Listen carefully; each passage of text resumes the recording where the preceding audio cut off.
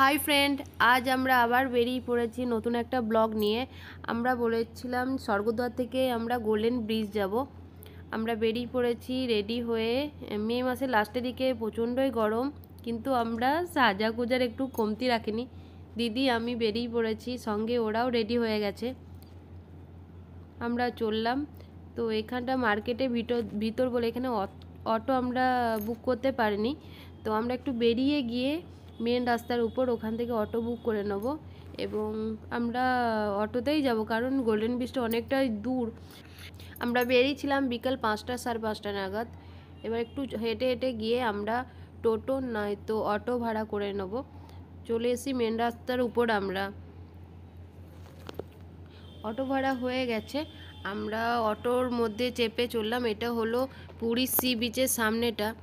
এখানেই আছে আমার এক পুরনো স্মৃতি। এটা হলো আমার হাজব্যান্ডের অফিস ছিল আগে, ডমিনোস পিৎজা। তো 2015 থেকে 16 সালটা আমি পুরীতেই কাটিয়েছিলাম।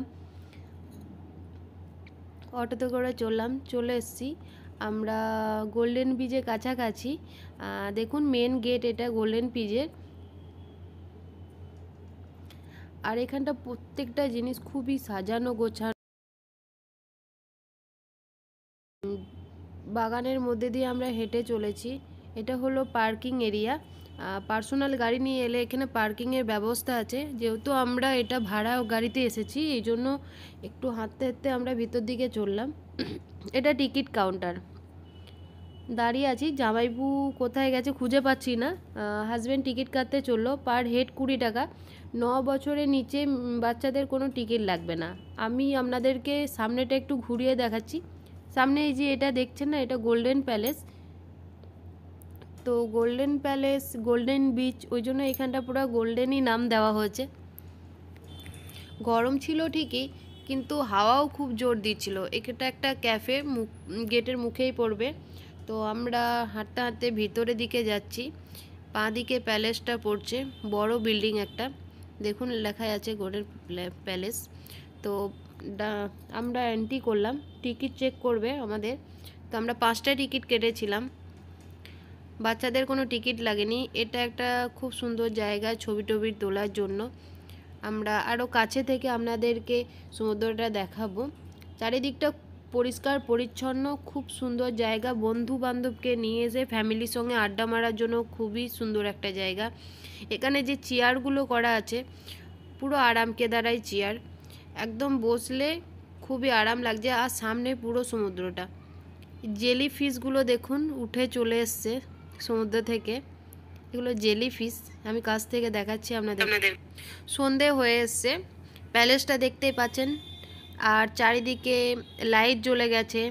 হালকা সূর্যের আলোটা ছিল, কিন্তু অন্ধকার হয়ে এসছে বলে লাইটগুলো জ্বলে গেছে।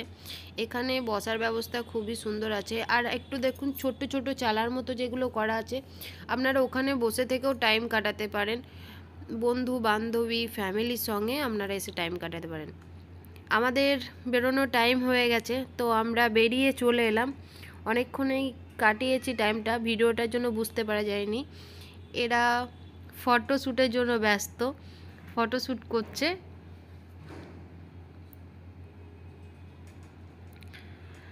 আমরা একটু বেরিয়ে এখান থেকে বেরিয়ে গিয়ে একটু স্ন্যাক্স জাতীয় কিছু খেয়ে নেব।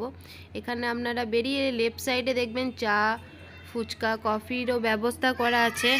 আমরা চা কফি নিয়ে বসে গেলাম এবং খাওয়া দাওয়া করে আমরা বেরিয়ে পড়ব। আর ফির পরের ব্লকে আপনাদের সঙ্গে দেখা হবে, আপনারা দেখতে থাকুন। Thank you so much.